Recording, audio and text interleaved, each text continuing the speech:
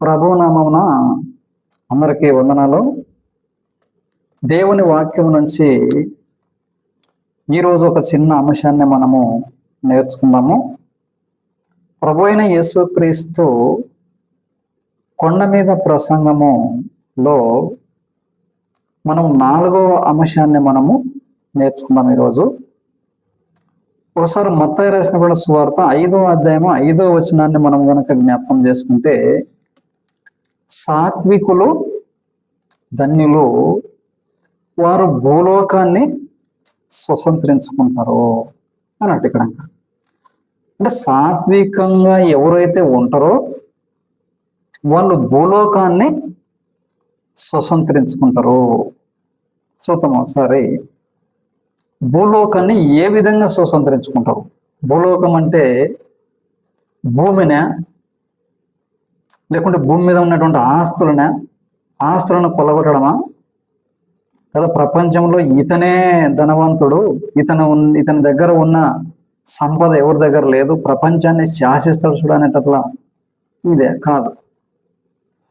మరి ఏ రకంగా దీనిని మనము అర్థం చేసుకోవాలో, ఏ రకంగా మనము మన జీవితానికి దీనిని ఆపాదించుకోవాలో మనం యొక్క వాక్య భాగంలో మనము చూద్దాం. ఒకసారి మత్తయి రాసిన సువార్త 5వ అధ్యాయము 5వ వచనంలో మనం చూసినట్లయితే, సాత్వికులు ధన్యులు, వారు భూలోకమును స్వతంత్రించుకుందురు. భూలోకమును స్వతంత్రించుకుందురు చెప్తాడు ఇక్కడ. అంటే భూలోకాన్ని స్వతంత్రించుకోవడం అంటే ఏ విధంగా మనం దీనిని లెక్కేసుకోవాలా అని మనం ఆలోచన చేసినట్లయితే, కొన్ని శరీర సంబంధంగా మన మధ్యలో జరుగుతున్నటువంటి విషయాలు గనక మనము అర్థం చేసుకున్నట్లయితే ఈ యొక్క వాక్య భాగం కూడా మనకి అర్థమయ్యే అవకాశము ఉంది కదా. మనం చూసినట్లయితే కదా, మొన్ననే మనకి మున్సిపాలిటీ ఎలక్షన్లు అనేటువంటివి జరిగినాయి కదా. ఈ తెలంగాణలోనే ఏం జరిగినాయి? మున్సిపాలిటీ ఎలక్షన్లు జరిగినాయి. ఈ ఎలక్షన్లలో ఫలాని యొక్క పట్టణానికి సంబంధించినటువంటి ఆ మేజర్ సిటీ ఫలాని పార్టీ వాళ్ళు దాన్ని స్వాధీనం చేసుకున్నారు అంటారు అని మనము వార్తలలో కానీ పేపర్లో కానీ మనం చూసాం కదా. ఫలాని యొక్క పట్టణానికి సంబంధించినటువంటి సీటుని ఆ మేజర్ యొక్క అర్హతని ఫలాని పార్టీ వాళ్ళు దానిని స్వాధీనపరుచుకున్నారు, ఆ పార్టీ కైవసం చేసుకున్నారు అనే విషయాన్ని మనం చూస్తాం చూడండి కదా. ఇలా మనము చూసినట్లయితే ఒక రాష్ట్రంలోన 2-3 రకాల పార్టీలు ఉన్నప్పుడు ఏ పార్టీ అయితే మెజారిటీ స్థానాలు కైవసం చేసుకుంటుందో ఆ పార్టీ అధికారంలోనికి వచ్చే అవకాశము ఉంది. కాబట్టి ఇవన్నీ మనకు తెలిసిన సంగతులే. ఇవి ఎంపీ ఎలక్షన్లు కావచ్చు, మున్సిపాలిటీ ఎలక్షన్లు కావచ్చు, సర్పంచ్ ఎలక్షన్లు కావచ్చు కదా, ఎంపీటీసీ జెడ్పీటీసీ కావచ్చు, ఇక్కడ రకరకాలుగా ఎమ్మెల్యే ఎలక్షన్లు కావచ్చు, ఎంపీ ఎలక్షన్లు ఏమైనా సరే. కాబట్టి ఇక్కడ ఇంకా మరి సాత్వికులు ధన్యులు, వారు భూలోకమునే స్వతంత్రించుకుంటారు అని మనం ఆలోచన చేస్తే, మరి ఏ సాత్వికులు వీళ్ళు? సాత్వికులు అంటే ఎవరు? భూలోకాన్ని స్వతంత్రించుకోవడం అంటే ఎలా దీనిని మనం అర్థం చేసుకోవాలా అనేటువంటి విషయాన్ని కనుక మనం ఆలోచన చేస్తే, ఒకసారి మనం చూస్తే ప్రభు అయిన యేసుక్రీస్తు కూడా సాత్వికుడే. ఆయన కంటే ముందుగా మనం ఒక అతను చూద్దాం, మోషేని మనం చూద్దాం. ఒకసారి మోషే కూడా సాత్వికుడు అని దేవుడు సర్టిఫికేట్ ఇచ్చాడు ఆయనకి. సంఖ్యాకాండం 12వ అధ్యాయం 3వ వచనంలో మనం చూసినట్లయితే ఒక మాట, సంఖ్యాకాండము 12వ అధ్యాయం 3వ వచనం ఒకసారి చూద్దాము. మోషే భూమి మీద ఉన్న వారందరిలో మిక్కిలి సాత్వికుడు. మిక్కిలి సాత్వికుడు అంటే ఆ రోజుల్లో భూమి మీద ఉన్న వారందరికంటే మిక్కిలి సాత్వికుడు అనేటువంటి విషయాన్ని మనము ఎలా అర్థం చేసుకోవాలంటే, అంటే మిగతా జనాన్ని మనం పక్కన పెడితే ఈ ఇశ్రాయేలు జనాంగం అనేటువంటిది ఉంది కదా, ఆ జనాంగాన్ని మాత్రమే ఒకవేళ ఇక్కడ మనం తీసుకున్నట్లయితే కదా 5 లక్షలు 6 లక్షలు కాలు బలము కలిగి ఐగుప్తు దేశాన్ని వదిలిపెట్టి కానాను దేశానికి ప్రయాణమైనటువంటి వాళ్ళు 5 లక్షలు 6 లక్షలు అని చెప్తారు. తర్వాత కుంటి కుదాప ముసిలి మొక్క పిల్ల జల్ల అంత కలిపి 20 లక్షలని చాలా మంది బైబిల్ పండితులు చెప్తారు. ఈలలో మిక్కిలి సాత్వికుడు మోషే అంటాడు. మరి మోషే సాత్వికుడు అనేటువంటి బిరుదుని ఎట్లా తెచ్చుకున్నాడు ఆయన? ఇప్పుడు సాత్వికుడు అంటేనే భూలోకాన్ని స్వతంత్రించుకుంటాడు కదా అని చెప్తాడు కదా ఇక్కడ. ఇంకా సాత్వికులు ధన్యులు, వారు భూలోకాన్ని స్వతంత్రించుకుంటారు. ఎలా ఈయన స్వతంత్రించుకున్నా? మరి ఈ భూలోకాన్ని ఏమైనా స్వతంత్రించుకున్నాడా ఈయన అని మనం ఆలోచన చేసినట్లయితే కదా, ఈయన 5 లక్షల మంది కాల్బలం కలిగినటువంటి వాళ్ళు, మిగిలిన 15 లక్షలు అంటే 20 లక్షల మందిని ఈయన స్వాధీనంలోనికి వచ్చేసారు అనమాట. ఈయన స్వాధీనంలో ఉండరు.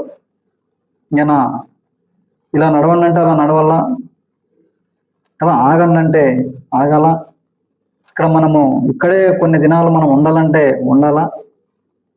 అలా ఎందుకు వాళ్ళని ఆయన స్వాధీనంలోనికి తీసుకొని వచ్చాడు దేవుడు అంటే, ఒకసారి మనము మోషే జీవితాన్ని కనుక మనం చూసినట్లయితే ఐగుప్తు ధనము కంటే కదా, ఒకసారి హెబ్రీయులకు రాసిన పత్రికలో స్పష్టంగా బాగుంటది. 11వ అధ్యాయం 24వ వచనాన్ని కనుక మనం చూసినట్లయితే, హెబ్రీయులకు రాసిన పత్రిక 11వ అధ్యాయము 24వ వచనం చూద్దాం ఒకసారి. మోషే పెద్దవాడైనప్పుడు విశ్వాసమును బట్టి ఐగుప్తు ధనము కంటే క్రీస్తు విషయమైన నింద గొప్ప భాగ్యమని ఎంచుకొని పాపభోగము గొప్ప భాగ్యమని ఎంచుకొని అల్పకాలము పాపభోగము అనుభవించుట కంటే దేవుని ప్రజలతో శ్రమ అనుభవించుట మేలని యోచించి ఫరో యొక్క కుమారుడు అని అనిపించుకోలేదు అంటాడు ఇక్కడ. అంటే ఐగుప్తు సింహాసనాన్ని వదులుకున్నాడంట. మరి వదులుకుంటేనే కదా మనం మీకు ఈ బైబిల్ విషయంలో భూలోకాన్ని స్వతంత్రించుకోవడం అనేటువంటి మాట అర్థం కానికే మాత్రమే ఫస్ట్ లో మీకు ఒక రాజకీయం గురించి ఉదాహరణ చెప్పాను. కానీ వీళ్ళు మనం ఇక్కడ బైబిల్లో తీసుకునేటువంటి అవసరము లేదు. ఇక్కడ మోషే ఒకవేళ ఈ ఐగుప్తు సింహాసనాన్ని ఆశ్రయించినట్లయితే ఐగుప్తులో ఉన్నటువంటి ప్రజలందరూ ఈయన పరిపాలన కింద ఉండేవాళ్ళు.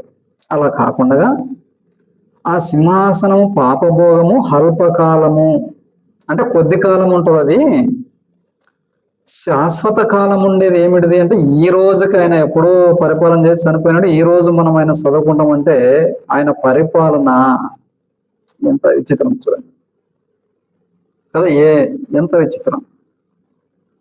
ఆయన దాన్ని వదులుకొని ఈ దేవుడు ఎందుకు ఆ విధంగా ఆయనకు అప్పచెప్పాడంటే, సాత్వికుడు అంటే అర్థం ఏంటంటే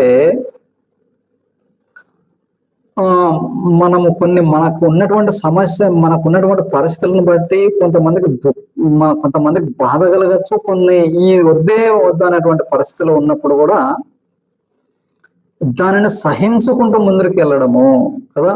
ఐగుప్తు నుండి అంతమంది ప్రజలను తీసుకొని బయలుదేరినప్పుడు ఒక్కొక్కరు ఒక ప్రశ్న, ఒక్కొక్కరు ఒక నిలదీపి, ఒక్కొక్కరు ఒక రకంగా అడ్డం మాట్లాడినప్పుడు కదా ప్రతి దానికి దేవుని దగ్గర సలహా తీసుకొని దేవునికి ప్రార్థన చేస్తూ కదా ఇలా ముందరికి కోపగించుకోకుండా ముందరికి కొనసాగుతూ వెళ్ళిపోయినట్టుగా మనకి కనిపిస్తుంది. కాబట్టి ఆయన సాత్వికుడు కాబట్టే ఈరోజు ఆ 20 లక్షల మందిని తన స్వాధీనపరుచుకున్నాడు దేవుడు, మోషే అనేటువంటి విషయం మనకి ఇక్కడ స్పష్టంగా అర్థమవుతుంది. కాబట్టి ఒకసారి మనము చూసినట్లయితే ప్రభు అయిన యేసుక్రీస్తును కనుక మనం చూసినట్లయితే 11వ అధ్యాయం మత్తయి రాసిన సువార్త 28-29 వచనాలు చూసినట్లయితే, ప్రయాసపడి భారము మోసుకొనుచున్న సమస్త జనులారా నా యొద్దకు రండి, నేను మీకు విశ్రాంతిని కలుగజేస్తాను. నేను సాత్వికుడను దీన మనసు గలవాడను, నా యొద్ద వచ్చి నేర్చుకునండి అని ఉంటుంది అక్కడ. ఇంకా నేను సాత్వికుడను దీన మనసు గలవాడను అంటే యేసు ప్రభు ఎవరన్నమాట? సాత్వికుడు. యేసు ప్రభు సాత్వికుడు కాబట్టే ఆయన భూలోకాన్ని స్వతంత్రించుకున్నాడు. ఈరోజు యేసు ప్రభువుని అంగీకరించకుండా ఉండే ఊరు లేదు, దేశము లేదు. అన్ని చోట్లకి వెళ్ళిపోయింది సువార్త. అన్ని దేశాలలో ప్రభు అయిన యేసుక్రీస్తుని అంగీకరించినటువంటి జనము ఉన్నారంటే ఆయన భూలోకాన్ని స్వతంత్రించుకున్నాడు కదా. ఆయన భూలోకాన్ని స్వతంత్రించుకున్నాడు. ఒకసారి యేసు ప్రభు గురించి మనకి జకర్యా గ్రంథంలో కూడా ఒక మాట ఉంటుంది. ఏముంటుందంటే, నీ రాజు సాత్వికుడై దీన మనసు గలవాడై గాడిదని ఎక్కి వచ్చినాడు. అంత ప్రపంచాన్ని కలుగజేసినటువంటి సృష్టికర్త అయినటువంటి దేవుడు ఒక గాడిద పిల్ల మీద కూర్చొని వస్తున్నాడంటే ఎంత దీనస్థితికి ఆయన దిగి వచ్చాడు అనేటువంటి విషయం మనం అర్థం చేసుకుంటే, అంత దీనస్థితికి దిగి వచ్చాడు కాబట్టి అన్ని సహించాడు కదా. ఆయన కోరలతో కొట్టినా, బొమ్మి వేసినా, పిడిగుద్దులతో గుద్దినా వాటన్నిటిని సహించి, తండ్రి వీరేమి చేయుచున్నారు, వీరు వెరుగరు గనక వీరిని క్షమించండి అని ప్రార్థన చేసి ఆ విధంగా ఆయన కలిగి జీవించాడు. కాబట్టి ఈరోజు ఆయన భూలోకాన్ని స్వతంత్రించుకున్నాడని మనం గర్వంగా చెప్పగలం. అర్థం చేసుకునేటువంటి దానికి ప్రయత్నం చేయండి. కనిపించిన రాజ్యం ఇది, ఈ లోక సంబంధమైన కదా. పిలాతు అడిగితే, నీ రాజ్యం, నీవు రాజువా? అవును, నీవు అన్నట్టు నేను రాజునే. మరి నీ రాజ్యం ఎక్కడుందయ్యా అంటే, నా రాజ్యం ఉంది, ఈ లోకములోనే ఉంది, కంటికి కనిపించదు, ఈ లోకానికి సంబంధించిన రాజ్యము కాదు. కాబట్టి ఎందరైతే యేసు ప్రభుని నమ్మారో ఈ ప్రపంచంలో అత్యధిక సంఖ్య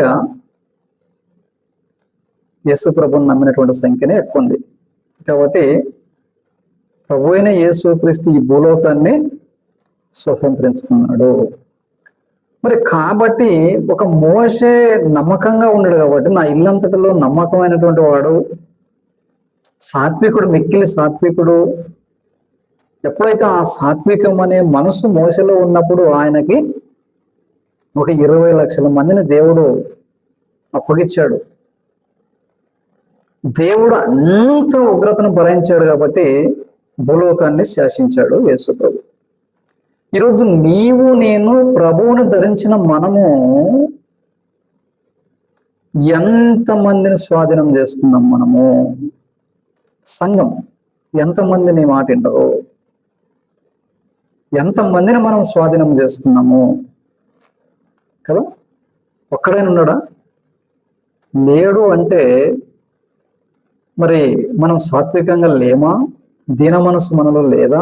నమ్మకంగా లేమా కదా. మనము లోక సంబంధంగా మనం కొన్ని పార్టీలను చూస్తే, ఆ ఓట్ల ఎలక్షన్లు వచ్చినప్పుడు కదా, ఈయన 6 కాలాలు అంటే మన పార్టీ అధికారంలో లేనప్పుడు కూడా ఈ పార్టీ జెండా మోసుకొని కొన్ని కార్యాలు చేశాడు కాబట్టి ఈయనకి ఈరోజు మనం సీట్ ఇస్తాము, ఆ సీట్ ఇచ్చి అన్ని పలానా నియోజకవర్గంలోని ఈయన్ని గెలిపించి ఈయన చేతికి అప్పగిస్తాం ఆ నియోజకవర్గాన్ని అని ఒక పార్టీలు చేస్తాయి కదా. మరి ఈరోజు నీవు నేను బీడుబడినటువంటి సువార్త లేని బీడుబడినటువంటి గ్రామాలు కావచ్చు, మనుషులు కావచ్చు, ఎంతో మంది ఉన్నప్పుడు వారి దగ్గరికి వెళ్ళి అక్కడ సేద్యం చేసి, సేద్యం అంటే ఎదురు కట్టుకొని దున్నడం అనే విషయం కాదు ఇక్కడ, ఇంకా మీరు అర్థం చేసుకుంటున్నా నేను భావిస్తున్నా కదా. అక్కడ ఒక సంఘాన్ని స్థాపించి కొంతమందిని తయారు చేసి యేసుక్రీస్తు కొరకు ఆ ఉన్న 10 మంది కావచ్చు, 20 మంది కావచ్చు, 100 మంది కావచ్చు, వారు నీ స్వాధీనంలో ఉన్నారంటే ఒకసారి మనము కూడా ఆ యొక్క మనుషులను మనము కూడా స్వాధీనపరుచుకున్నట్టుగా. కాబట్టి వాక్యము అర్థం అవుతుందని నేను భావించడము. కాబట్టి ఒకసారి చూడండి ఏ విధమైనటువంటి స్థితిగతుల్లో మనము. మోషే సాత్వికుడు కాబట్టి అప్పుడున్నటువంటి ప్రపంచంలో, ఆ రోజు ఆయన జీవించినటువంటి ప్రపంచంలో ఆయన చాలా మందిని స్వతంత్రించుకున్నాడు. ప్రభువు నేటికి దూసుకొని పోతున్నాడు. నీవు నేను ఆయన ధరించుకున్న మనము మన ఇంటికే పరిమితమా? మన ఇంటోళ్ళే మన మాట వినడం లేదా? ఒకసారి మనల్ని మనము పరీక్షించుకొని కదా, నమ్మకంగా జీవిస్తూ, భయముతో జీవిస్తూ, భక్తితో జీవిస్తూ, సువార్త విషయంలో కష్టం చేసినటువంటి ఒకవేళ డబ్బు రూపము కావచ్చు, ఏదో ఒక రూపంగా నిజమైనటువంటి సువార్త జరుగుతున్నటువంటి సహకరించేటువంటి విధానము కావచ్చు, ఆ విధంగా మనం జీవించినట్లయితే మనము కూడా దాంట్లో పాలి భాగస్థులం అవుతామని ఈ యొక్క వాక్యము ద్వారా తెలియజేయడం జరుగుతుంది. ఈ యొక్క వాక్యం మీకు అర్థమైందని నేను భావించుకుంటా. ఇంతటితో ఈ యొక్క వాక్యాన్ని నేను ముగించి సెలవు తీసుకుంటున్నాను. అందరికీ వందనాలు.